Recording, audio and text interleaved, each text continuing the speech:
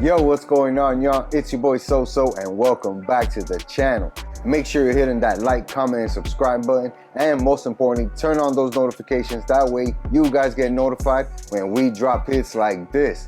Today, Joel and I are talking about the Heat finishing the losing streak while a familiar face comes into town. The Panthers are scrapping for the Atlantic Division with the Toronto Maple Leafs as the season comes to an end. And we got BKFC 70 going down this Thursday in Hollywood. And your boy SoSo is gonna be in the building. It's time to take a ride, y'all. Let's go!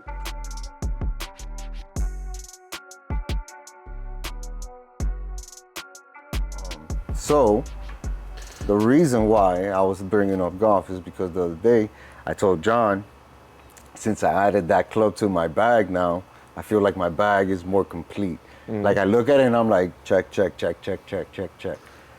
It's like your bag was missing something until you got that club? Like my bag needed something big. Hey, bro, that's how I feel sometimes. And then I look and I'm like actually missing a club. And then I have to buy a new one. Yo, hopefully I don't have to do that I again. gotta drive back real quick. Jesus. No, but even like, for instance, when you get a new putter, right? That's a brand new feeling that you got going on right there, right? Because for that club specifically, when you use that on the golf course, it's usually for important shit, right? You got a birdie look. The club you use the most, if you think about it. Right? You got Numbers-wise. You got your, birdie looks, your par looks, you know what I'm saying? Let's save this fucking hole with a bogey, right? After hitting 2 bad shots or whatever. Once you change putters, get a new putter, I feel like it's a new feeling that you have to look at your bag and be like, all right, this is what I needed to complement my game and my bag. This is the putter I bought, right? Do you get a mallet? Do you go half moon? You know what I'm saying? Do you get the blade? Do you get the double wide blade? I mean, most people, let's be honest, if they're going to buy it just by themselves off the rack, they don't know what the hell they're doing, first of all. True. You should go get fitted. Yes. If you know how to putt and you got money to spend, you're gonna spend a couple $100, Right, once you've broken that level on a putter, you might as well go get fit for it. You know what I mean? Shout out my dog Gus. But yeah, bro, I just got fitted for mine. I had to learn how to putt. I still am learning, but I learned enough where I was able to get fitted. And now the putter I'm using, I feel really good with it. I told you I was playing pretty good with it this weekend. Yep. And Hovland just won on tour at Innisbrook with that putter. Same putter, dog. So like, which is more of a fucking reassurance to be like, I definitely bought the right club. Dog, especially with everybody right now is on lab this, lab that. Yeah. Lab putters is the best putter. Esto que aquello. Papa, I got a ping.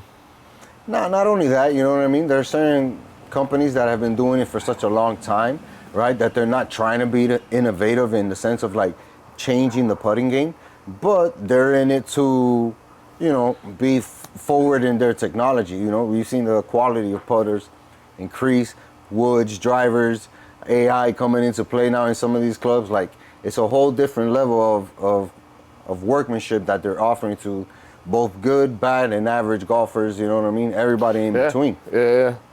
No, but even still, Ping and all these other companies are now chasing lab. They're all doing the same concept, the line angle balance concept. But anyways, I like my putter, dog. My putter's raw. No, I love my putter. Had it for a while. I added that new club. I'm not gonna say what it is yet because I don't want the boys to scope out what I got in there. You gotta play with me, holla. This is honestly like the best part of the golf trip. I know we have 52 days, left before we get to Orlando for our trip. Oof. But the best part about it is everything leading up. Like everybody buying like shit, like secretly, like new swag, new clubs, new bags, like what's new this, shoes. You know what I mean? And everybody the first day, everybody wants to show out. You know what I mean? Yeah. Everybody's like, oh, what you got there, dog? Oh, is that new?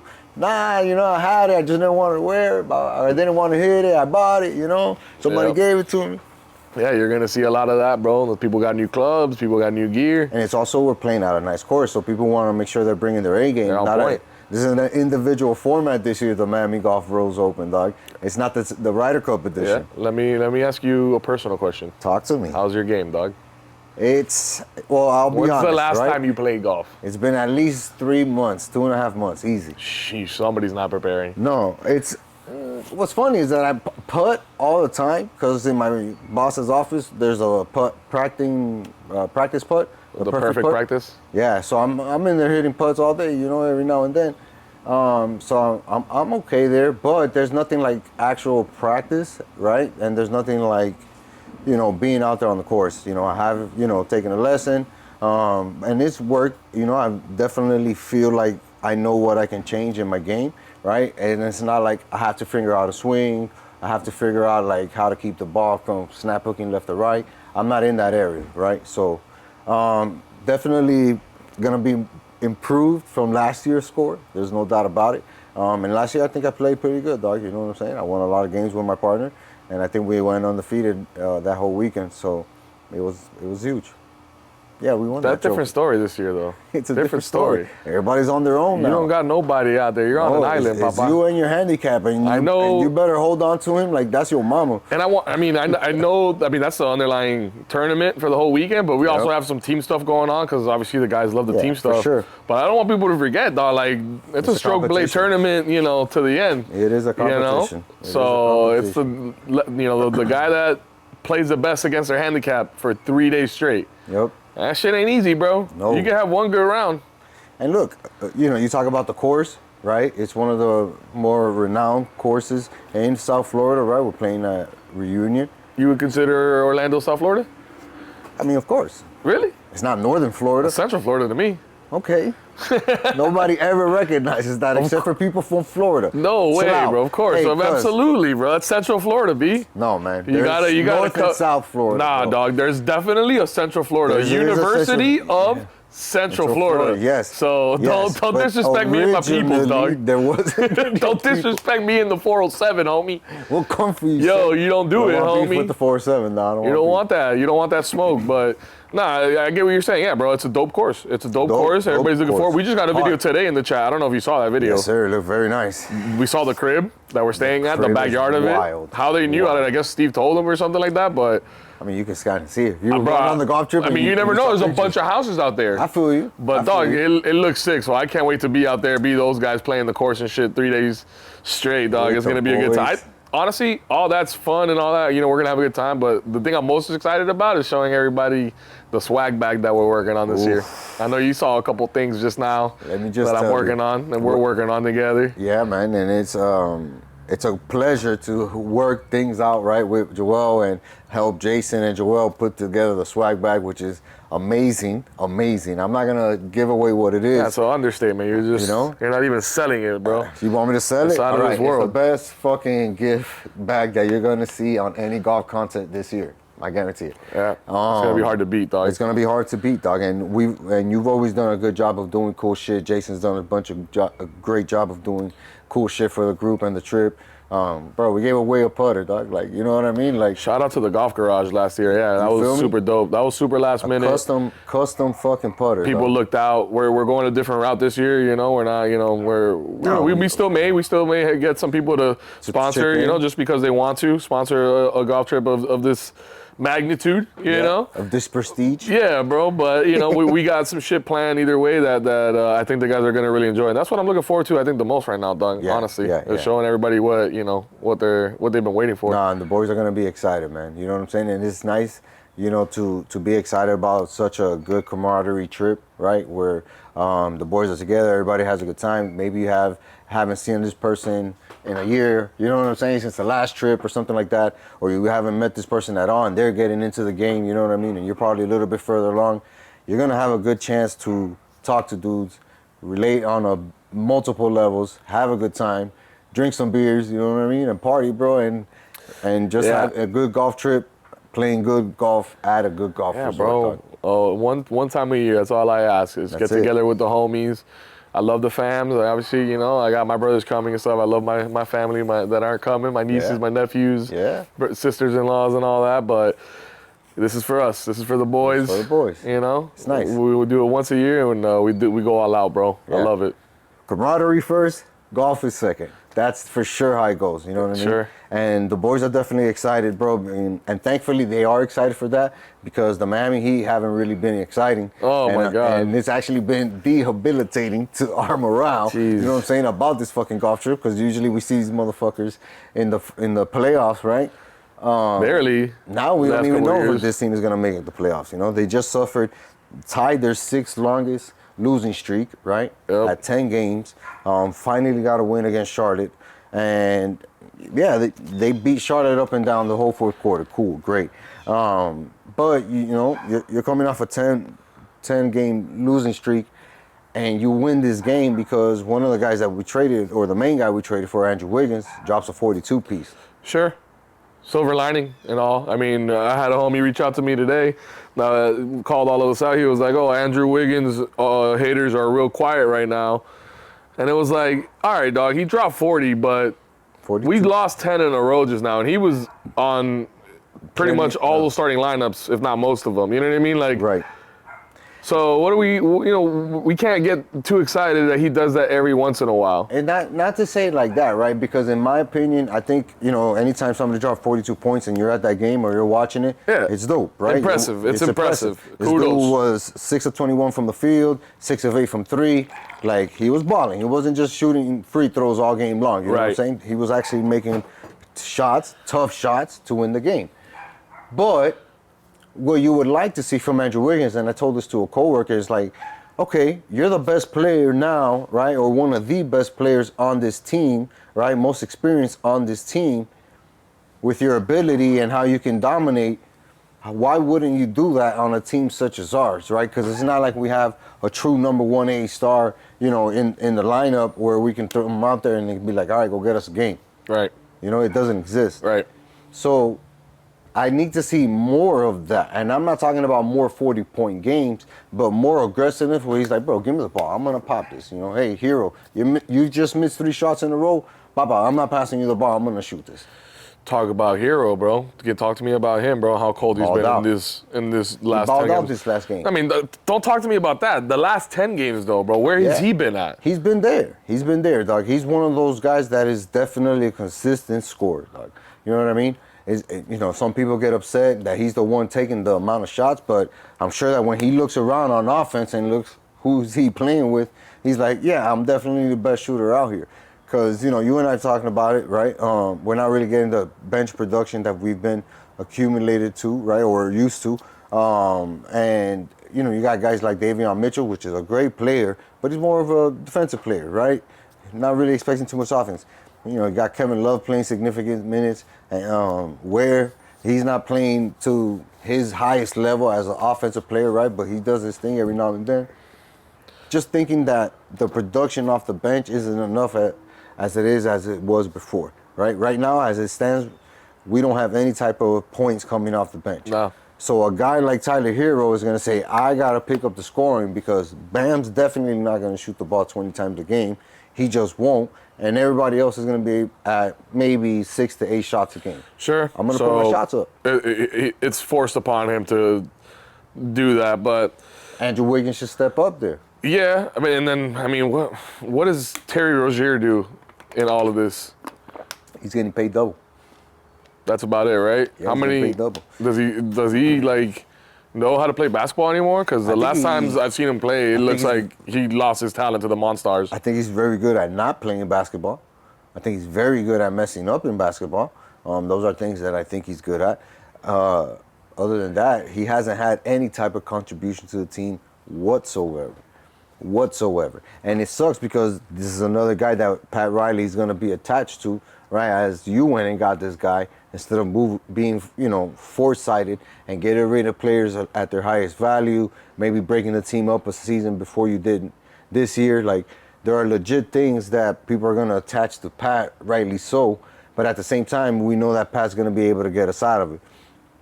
In the meantime, you set yourself up where maximum success in this case would be making the play-in tournament, because there's no way you go to the second half of the season as a team that you think that you're a team that you should fear in the playoffs, right? Because of our coaching and our history and whatnot, that we can come through. And it's like, nah, we're not at that level at all. And the fact that we're still under 500, 30 and 41, with barely a chance to get in, and there are teams winning 50 games plus in our division, this team isn't promising a lot.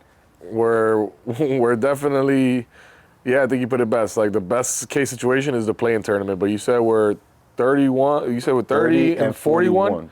And how many games are left in the season? 11, buddy. So if we win out, theoretically speaking, best, we're 500. we can finish above 500 if we win out. Best case scenario. So what are the chances? We went on a 10-game losing streak. What are the chances we go on a 10, 11-game winning streak? None. 0 to none. 0 to none. Yikes. You know what I mean? Because again, we don't have anybody on this team that's willing to step up nightly to take over this team. This team is in dire need of leader on the court. None of the guys that we have can fill in that role consistently, game after game after game after game, while getting results. None of them. Bro, if only we had a guy. Golden State just got this guy, bro, that if we had him, he would be that guy you're describing right there. Yeah. What's his name, bro? Butler, Jimmy Butler. Jimmy Butler. That guy, bro. If we had that guy. Yes and no, right? Yes, in the sense you see how well Jimmy's playing when he's motivated, quote unquote, right? And on a team where he doesn't have to be the one bearing the weight. Very easy to play fucking next to a Hall of Famer in Stephen Curry and Hall of Famer in Draymond Green and be like, yeah, I'm cool being the quote unquote third guy here. Very easy to do that. Much harder to lead this Heat team to a level of success where we haven't seen Jimmy be available during the regular season, including playoff stretches, where in the last 2 weeks of the season, the guy would play 4 times. You know what I mean? And it's like, yo, we're trying to avoid being the 7th seed. We're trying to avoid being the 6th seed. We're trying to avoid, and he's not playing. I think that, again, it goes back to last season and maybe a little bit into the season before that, but that's because we didn't do enough. And honestly, I think it was after we let Max Strus go. When we didn't re-sign Max Strus, let him go to the Cavs, I think after that, like, he was like, forget, like, you haven't added anything significant to help me bear the load. Obviously, I'm the guy, I'm going to run it, I'm going to do it all, but I need somebody else to be able to feed off of. Bam was a role player that wasn't going to produce, like you said.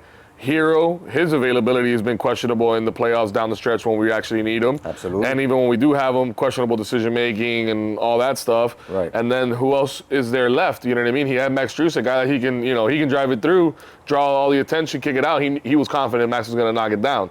And then we took that guy away who was one of his good friends off the court and one of his best assets on the court, and then didn't add or, you know what I mean, like, fill that spot.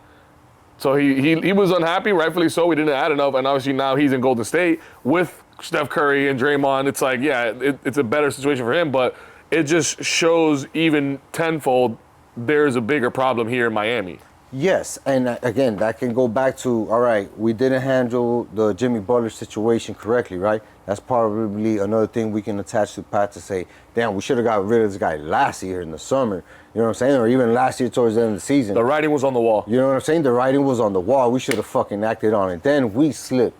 100%. Right? We slipped. And now we got to this ugly-ass situation with Butler. All right, fuck it. We'll take this L. Right? Because, like I talked about earlier, this franchise has done that before, paid for it, and then made up for it down the road. You know what I'm saying? About putting together an aggressive contending team. Here's the thing with the Heat as this stands, right?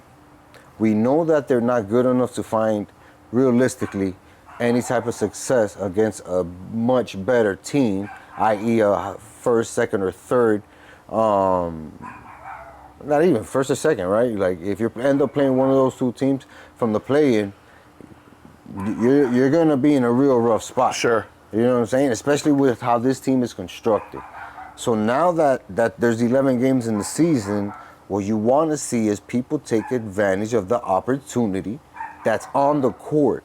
The team needs a leader. Andrew Wiggins, you got here. You're a big money player. You've won a championship.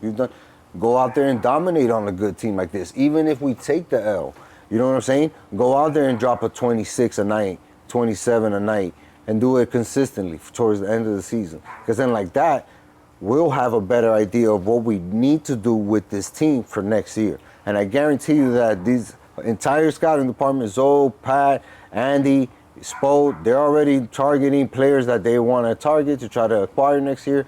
I'm sure they're all over that. The writing's on this wall from this season from a long time ago, right? That's the space that they find themselves in. And even with that, you know what I'm saying, there's the way it plays out is also important because the Heat have 2 first-round picks that can become lost unless, you know, they lose a certain amount of games or they're guaranteed a top 4, top 5 pick, something like that. So I think that he has to find a way. Spo has to find a way to give the opportunity to one of these guys and say, one of you guys take over these fucking 11 games and put us at least at 500. Because a 10-game fucking win streak ain't happening. You know what I mean? But then we're not at 500, bro. We're 11 games behind 500. I'm saying. There's no way we do it. Like, there's no way we're going to finish at 500. No way. So you know it's a matter of, I think at this point, honestly, bro, I think it's a matter, I don't know if it's like in football where tanking helps you get the better draft pick. I think we have like a 25% chance of the number 1 overall right now. Yeah. I don't know if it helps to tank, but dude, 11 games left. We ain't doing shit. If we get to the play-in tournament by some grace of God, we're not going to do anything after the fact. No. So you might as well sell the house and start over. Be proactive. In my opinion. Be proactive.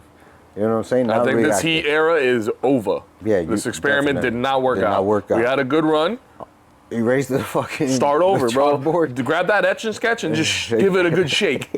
You know, like that's it, dog. It's over. It's a wrap. You know what I mean? Which is fine. And I think that I'm okay with it. It happens. I think the front office is realizing that, and they're again prepared to make moves that'll benefit them and building up this team with pieces here, sure, and while moving other pieces that we thought would never move. But here's my thing. Okay, you mentioned it already. We fucked up. We should have made that move last year. Right. With Jimmy. Right. Head of basketball operations for the Miami Heat, Pat Riley, the Godfather, who has led us to the promised land time and time again. We've had so many good years as Heat fans, thanks to Pat Riley. There's a lot of talk in the streets, bro, that he no longer has it. And there's a lot of things that are kind of working against him in the last few seasons. Missing on big free agents, the Jimmy Butler situation, not making enough moves in the offseason. Yeah, that's fair. What do you think? The one thing that I would come back to on that is this, right? Like, you know, it's really hard for a GM to hit it consistently, right? Especially when you have a set standard like the Miami Heat have a set standard. Like, we're not going to deal with certain shit without being able to reap the benefits of the winning on the court and off the court. We want you to be an all-star. We want you to keep making, you know, selling jerseys, whatever. And we also want you to win the games on the court. We want to make it to the Eastern Conference Finals. We're able to sell more merchandise. We're able to sell more tickets. Prices go up. All of that shit ends up benefiting the Heat and how they're able to operate. You know what I'm saying? We're not one of those teams that just throw around money left and right on any given year. We're not that team, dog. So I think that these guys have recognized it's the right time to look forward, right? And say, all right, what are we willing to get rid of? What are the best packages we could put together? Who are potential targets that we can talk to? And that's how they're going to operate as soon as this season is over. Because there's no real reason to invest in this team when it's showing you how bad it can be when you have a void of talent. You know what I mean? Yep. And the void is there. It's there. It sucks, man. And we're, like you said, we have a certain standard. We have a good fan base. You know, it might not show in games because they show up late, but that's because of the traffic in downtown. I think overall we do have a good fan base around the Heat. And, you know, yeah, we've come to expect a certain level of performance year in and year out, you know? So we got to get back to that. Let's see, man. Like I said, you know, win games because we've had a lot of blown leads and shit like that. So the ability is somewhere in there. Somebody just has to take control and take over. Yeah. You know what I mean? I say save it for next season. Tank for Cooper Flag. No, you know what? We'll probably end up losing those games anyway, Joel. You know what I mean? But the idea is to really recognize which one of these three biggest assets that would bring us something back are guys that we're going to say not worth the squeeze. Let's get rid of it early before it can turn into something rotten down the road. That's what we're looking for. What's next? What do we got next? Next, yeah. Let's see how it goes with the Heat. Florida Panthers, dog. They've been in a scrappy mood as of late, dog. 3-4 in their last 7. You know, rough work schedule. I think they only had 2 days or 3 days max between one of the 7 games that they played in. Everything else was either a quick turnaround or a back-to-back. Quick turnaround being a day, or back-to-back days, twice. So, like, it's definitely been a tough road for the Panthers of late. But they're also missing key guys, right? We know that Matthew Tkachuk was going to be out for the remaining of the season. But even the big acquisition of Brad Marchand He hasn't been able to make his debut, still online to come in early April. So you find... Why is that held up? I'm sorry to cut you off. I think he was dealing with an ankle injury, and they knew about the timeline and stuff like that. But the Panthers, again, are heavily invested in making another deep run in the playoffs and making it to another Stanley Cup final. Yep. So it was like, yeah, wait for one of the best players in hockey to come back full strength right before the playoffs. Yeah, we could wait. Yeah, we can work that out. The team is good enough. It's not at the same level as when you have a Matty Tkachuk on the ice too, right? But it does have enough talent mixed in it to stay afloat. Sure. And I think that's what good teams do throughout the regular season, right? They find a way to stay afloat. They find a way to stay in the mix, and they find a way to stay in the lead. And right now, the Panthers are leading the Toronto Maple Leafs in the Atlantic Division, but it's only 2 points. It's 89-87. It's got to take it, though. Yeah. You know, but it just shows you that there's no room for error, right? Like, this team is going to have to continue to perform night in, night out. Yeah. You know, and it's been a big factor for them. You know, down to their last 11 games of the season as well. At least they have... So crazy, bro. Yeah, it is crazy. The Heat are down to the last 11, and they're so far behind 500, and the Panthers are so far ahead 500, the same amount of games left. Yep. Good time to be a Panthers fan. Go on. Yes, it's always a good time to be a Panthers fan, bro. It's been a good time for a long time. You know, with the Panthers, though, where was I? I'm sorry, I cut you off. They were playing twice. They played Toronto twice in these last 11 games. Okay. Right? So, you know, you really get a chance to have a 4-point swing either way, right? Depending on how these games turn out. But back to what I was saying earlier with the Panthers, it really closes the margin of error that they had as much as they could with a full roster. But they've been such a good franchise and have so many good players that have played together that they are able to get the best out of everybody to, again, stay afloat. Where were they again? They were 43-25. Yeah, with 3 ties, I think. And they got a homestand coming up as well. Yeah, it's definitely a thing that'll swing back in their favor. And the fact that they didn't go on a losing streak because they won a lot, they lost a game, won a game, lost. You know what I mean? So they've been, again, streaky up and down. Yeah. One of those victories being the latest one that they did in a shootout, penalty shootout in overtime. They've been able to find the games to keep them in the mix, keeping a good team like Toronto in the back and not really separating themselves from the best in the league. Washington is head and shoulders above everybody right now in terms of points. But the fact that the Panthers are doing it to keep it under 10 points, or keep it right around 7 points, it's a big deal. It's a big deal for this team that is missing obvious talent on the ice, and they're still hanging around with the best of the NHL. I really think that they're a team built to make a long run. You know what I mean? And that Brad Marchand trade proved that. They were willing to get into something ahead of time, you know what I'm saying, reap the rewards later than right now because we know we're getting to the dance no matter what. Yeah, we got our team as is going to get to the playoffs and do well already, you know. If those guys come back, Marchand and Tkachuk, then forget about it, bro. I mean, it's pretty much a guarantee you can wrap it up at that point. But besides the 2 Toronto games we play in the last 11, any other games that people need to be aware about? We do play Washington one more time. Ovechkin is killing it. He just broke or he's close to breaking the all-time goals record, which is amazing. That guy's a freaking legend. Yeah. How old is Ovechkin, bro? Dog, he's got to be like 38 years old, dog. I want to say he's like 50. Nah, man. He looks 50, though. Those Canadians age quickly, man. Nah, I'm kidding. But for sure, it's you know, it's a big thing to focus on the games that you could win or how you play against those top-tier opponents. Toronto is probably a team that you end up facing in the playoffs, right? Depending on how the tournament goes and how well those matchups end up being and what's the separation as far as how quickly they could match up.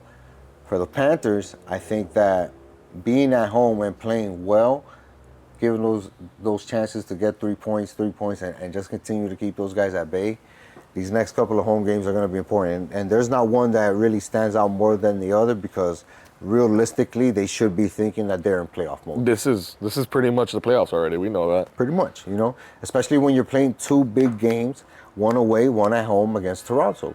You know what I mean? You know that can be. They just won the last game matchup between us, and it was a close game, 3-2. But those games mean a lot because that's 100%. you know what I mean. And the fact that we have 2 of them coming up, that means that you're not going to be able to just turn it on against Toronto. No, you're going to have to be heading into that Toronto game, right, with a real momentum, a real belief of being like, all right now we're the better team. Let's go out there and take care of business. Let's see. They have had one consistent that's been there all the time, and that's Big Bob in goal. I knew it. I knew you were going to talk about the brick wall known as Big Bob. Had to give him a shout out, dog, because not only is he 5th right now in goals allowed, 2.46, and in wins, he's in the top 5 for 31 wins. He's also rocking a 90% save percentage, dog, which is tied for 7th overall.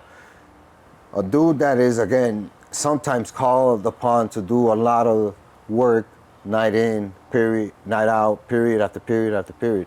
We've won a lot of games because of him. Obviously, 31 games is not a joke. But a lot of that has to do with how consistent can Big Bob be. And having that 90% range, that means that at 1 out of every 10 shots he's letting in, yeah, you'll take that for a team of this high-powered caliber, you know what I mean, that should be able to put 2.5 goals on any team that they face. You know, so yeah, it'll be okay if Bob lets 1 in every 10 shots, no problem, right? Because rare are the games where he's letting up 2, 3 goals a game. That shit doesn't really happen. He's been at a high level now for some time, dog. Yeah, it's nice to have him healthy and such a big key in the lineup every night. Such a big key to a level of stability for that Panthers team. You're only as good as your goalie, bro, and he's one of the best in the league. Straight up. He's one of the best in the league, which why my favorite team, the Florida Panthers, are one of the best in the league. Yeah, you know what I mean? Shout out to the Panthers, man. I can't wait. 11 more games. I can't wait for the real playoffs. I know we're already pretty much in playoff mode, but I can't wait to see what these guys do. And then the playoffs are going to be going on while we're in Orlando on the golf trip. Yes, so that's going to be a good time watching them. Everybody's going to be watching that. And then whatever NBA teams make the playoffs because we know the Heat aren't. Golf swag. Playing on the sim. Yeah, we're watching it. We got the theater to watch the games on, dog. That's gonna be dope. That's wow. gonna be dope. All right, bro. No, enough about the golf trip. People don't want to hear about that. Good nights. These guys don't want to hear about our golf trip. Of course they do, dog. Everybody's interested in that. Yeah. Let's see. What else do we have? Oh, BKFC 70. Son, I'm mad. Thursday. I'm missing this one, bro. Yeah, bro. I'm mad. I'm missing this one. Freaking lineup, dog. I got a new boss, bro. Some things are changing at work. I gotta travel. And yeah, bro, I wasn't able to get out of this commitment for Thursday, unfortunately, which is the same night as BKFC. It's gonna be a dope night, though. Hey, bro, there's some killers on that card, dog. Absolutely. You know, and when you look at the headlining event, man, Luis Baboon Palomino versus Howard H.D. Davis, what a fucking matchup, right? Because you got obviously one of the best in BKFC history, Luis Baboon. Obviously, he's been a double champ, defended both divisions like multiple times. Like, yeah, this is a guy who's legendary in the BKFC halls, right? And then you have another guy like Howard Davis, who's been easily a top 3 guy in either division, and has been a show stopper, right? Knocking out 2 of his last 3 opponents. And in that last opponent, you know, he lost to Kai Stewart, who's the lightweight champion. And they went 5 rounds, right? And it was really an excellent boxing match between those 2 guys. You know, Howard Davis, man, you know, he's shown a lot, right, from where he started. And even with the different levels that I've seen him jump up, right? Because when I saw him in Miami, you know what I'm saying? That was the event I did at the Dolphin Mall. Yeah. You know, I told you, I was like, yo, he looks sharp. And then we saw him at the Hard Rock, and he flattened Buddy out, and we were like, damn, dog, you know what I'm saying? He looked very sharp. I mean, yeah, dude, you look at his frame, bro. He's a big dude. Yeah. He's like, what, like 6'2", 6'4", something like that? Man, tall, long, lanky, and he's got power. Like, you know, excellent he knows jab. Yeah, he knows how to use his length to his advantage, and he has power behind the punches. So, you know, he's got a good arsenal of weapons. And then, like you said, bro, Baboon is a beast, bro. That guy's you talk about a brawler. That guy's a brawler, bro. Yeah. You know, he's thrown down in that squared circle a bunch of times. We've got to see him defend the belt and all that. Granted, you know, his last fight with the BKFC that we saw was I guess his first loss that I had seen of his. Yeah. But, you know, him and now HD, a guy that's, you know, I want to say up and coming, but like in the sense that like he's been around for a while. He's, you know, he's not new. Now he's a certified But like top this 3. is probably one of like his highest level fights that he's gonna have faced. You know what I mean? Sure. So that's going to be a good challenge for him, man. It's going to be a good main card, but that ain't the only thing. There's a bunch of other killers on that card. There's Zamboa, the BKFC Mike Tyson, Jorge Zamboa. Like, that's a dude that's. Is it Perdomo? Perdomo, excuse me, yeah. Perdomo. That's a dude that has provided highlight after highlight after highlight after highlight knockout. Bro, it's finishing fights in under a minute. It's a lock, bro. Moving as fast as he does for a big boy. You know what I'm saying? And hitting with the fucking strength of a fucking truck, dog. Yep. He's known to flatline dudes, and he's fighting a big dude. Dude he's fighting is 263, and I was like, Jesus. Yeah, but I don't know, man. We've seen him do it to the guys time and time again. Obviously, every dog has a day. Right. But if I'm betting money that night, I'm probably putting it on Perdomo. Yeah, Perdomo's going to be an excellent attraction. If he does well again in this fight, I think he really cements himself as a top 5 and probably puts himself in line next for a heavyweight title because he's a dude that you can't say, oh, he's not performing and won't draw a crowd. Nah, people will come and see this guy wherever you throw his BKFC event. You know what I'm saying? For having him on that championship card. So. Yep. Yeah, let's see, man. What about the homie Justin, dog? I know he's fighting on this card too. Yeah, he's got a big fight coming up, man. He's got a big fight coming up because I feel Is he fighting for the title yet, dog? I mean, how many fights does this kid have to win to get a title shot? I don't know, man. Being 6-0 usually gets you that type of shot or consideration. Didn't the guy who get his at 5-0, 6-0, somewhere in that range too? Yeah. Where he had like 3 against straight knockouts. Yep. Justin's finished his opponents in his last 2 fights, so like I think that there's not a bigger case that he can continue to build up, right? As opposed to, or just keep doing what he's been doing, right? Getting wins and stacking them, putting good performance, putting good performance. And not just that, but putting asses in the seats, bro. The kid draws. Yeah, for sure. But that's because of his fighting style, his efficiency, how he's one of the best in that division. And I think that going back to this fight, if he's able to showcase that once more, then it takes away a lot of doubt about having a guy who's 7-0 and not facing a champion who needs a real good contender, right? Probably a number 1 contender to go out there and get the belt or try to put him out of the belt. Because Alberto Blas hasn't fought since he won the belt, and it's already been close to a year. It's been at least 8 to 10 months. So I think that he would need a really good fight coming back, and I don't think that Justin, I think that he would be the best type of option for that next fight. Because the attraction that it would bring to any arena, of course, especially at the Hard Rock, would be through the roof, Well, I wish him the best this weekend, man. The kid's got talent. Yeah, bro. Thursday night, man. Your boy SoSo's going to be in the building. Watch out for the post-fight interviews. And yeah, man, it'll be a good time because those things are always willing to entertain, you know what I mean? Like, rare are the boring fights in that shit, bro. So, let's see, man. Man, I'm gonna miss it, dog. It's all right, brother. I'll have a good time for you, man. Don't worry about it. Oh, I know you will. So let's get into some honorable mentions for this week. Rest in peace to George Foreman, former heavyweight champion of the world, Rumble in the Jungle participant against Muhammad Ali. That was a big fight for George, put him on a worldwide platform, and he was always able to turn that into something, right? He got bigger fights, he became a champion, and one of the oldest heavyweight champions at like 39, 40 years old. Yeah. Like a dude who's done a lot in the game of boxing, right? And even outside of boxing, right, has been known as one of the biggest entrepreneurs with his little Foreman grill. Yeah, dog, I got a Foreman. That shit turned into. Oh, you got one? Yeah, I got a George Foreman grill, dog. Now it's a classic, dog. And I'll be completely honest with you, dog. Rest in peace to the champ, bro. You were a legend.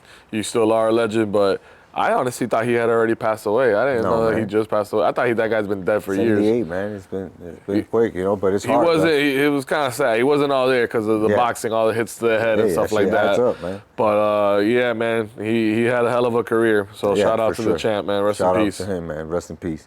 We also saw a new light heavyweight champion in the UFC. Talk to me. Alkovic. I kill this guy's last name every time. Yeah, well, that's what happens when they have those last names, bro. Get an easier name like Smith or Ruiz. Ankalev. He defeaed Alex Pereira, unanimous decision or 5 rounds. And that was a couple weeks ago, no? Yeah, it was we didn't cover that on the show. We did the preview to it. We didn't do the post after that. No. This is the first time we talk about that? Yeah. Oh, man, that was Why else a would I terrible put it in fight. there? That was a terrible fight, so. Alex didn't bring it. Bro, what was that, dog? I think that he struggled with the size that Makoved had, right? He probably weighed in at a heavyweight that night. And he's a big dude. So he wasn't really risking anything, you know, and Makoved was able to use that to his advantage. He just didn't look like the Pereira from any of the other fights, bro. Dominant, aggressive, assertive. He just kind of was like hesitant, kind of timid a little bit, man. Listen, Tommy the Hitman Hearns, I think, or Marvelous Marvin Haggard, one of those guys are known for saying that it's hard to get up and train at 5, 6 in the morning when you're waking up in silk sheets. And it's a different thing when you're on top of the world. You're one of the faces of the UFC. Good point, brother. You know what I mean? Like, you got a lot of things going on. You know what I mean? Like, yes, you're 100% putting in everything you got into training, but it's not like you were doing when you were in the dog days of trying to beat somebody. You know what I mean? So it's a different grind. We've seen it multiple times in the UFC, on the good side and on the bad side. Sure. And I'm not saying that this is the bad side, but it is for those that bet on Pereira. yeah, it is for those guys. You know what I mean? It's not a great thing that you want to try to have happen repeatedly in the UFC. Definitely not. It's an easy way to get out of there real quick. Yep. Ah, God, man, that was a terrible fight for Pereira friends. Yeah. Another thing we got coming up pretty soon. Draft day's getting closer and closer by the minute. The Dolphins continue to make signings. None of them have been impressive. I was about to say the same thing, dog. Underwhelming. Not one. If anything, they've been surprising. They re-signed Lee and Eichenberg, and I was like, I don't know. They could have sent half that money to me, and I would have done the same job, dog. Not just that. We talk about the O-line, bro, and we don't got to get into this. I know it's just an honorable mention, but we signed Liam Eichenberg again, who's had health issues and availability issues with us, and even when he's in, he's like, what's his ceiling? How good can he actually be for us? Trash. And then we go out and sign a guy that was playing for the Bears. Yeah. An O-lineman for the Bears. We signed him to a one-year deal. I don't know his name, but I'm pretty sure the Bears were the most sacked team last season. They gave the most sacks to opposing defenses. So what are we doing signing a guy from that unit? I think that is all that they could afford. B. Yeah, because they're in a really rough spot. Wow. And kind of in a worse way than the Miami Heat. They definitely didn't look, deep enough into the future crystal ball to figure out what would happen if this shit didn't work out. Yeah. You know what I mean? And now they find themselves in a position where they have a lot of high-dollar players that don't necessarily command that same high-dollar salary that they're getting. How do you change them, get them to change that? It's tough in football. Yeah, no, we'll get into that on the next episode, a little bit more Dolphins dive. dive. Closer. Let's see, because we got 11 draft picks in total. And I think it's going to be one of the most important drafts in recent Dolphins history, for sure, without a doubt. Since we're talking football, got to shout out Cam Ward and the boys. They had their pro day today. Was watching a little bit on it on my phone. Don't tell nobody. Lunch break. Yeah, no, it was in the afternoon, but still, shouldn't be doing that. But the boys look good. Cam obviously looked nice. Interestingly enough, the Titans had all their people there, media personnel, coaches, offensive coaches, like all types of fucking. They flew out the whole front office pretty much out there. If they are good at their job, they're gonna pick this guy. They're signing Cam Ward, dog. Yeah, all day. Come on, dog. I'm sorry. Who do they got? Will Mayo is his name? Yeah. Something like that? No. He eats the mayo. Will Levis. Yeah. That's their quarterback. Yeah. The Titans, right? Yeah. He's the guy that likes the mayo. Yeah, which is super Will weird. Mayo is what I call him. See, come on, dog. That can't be your quarterback, dog.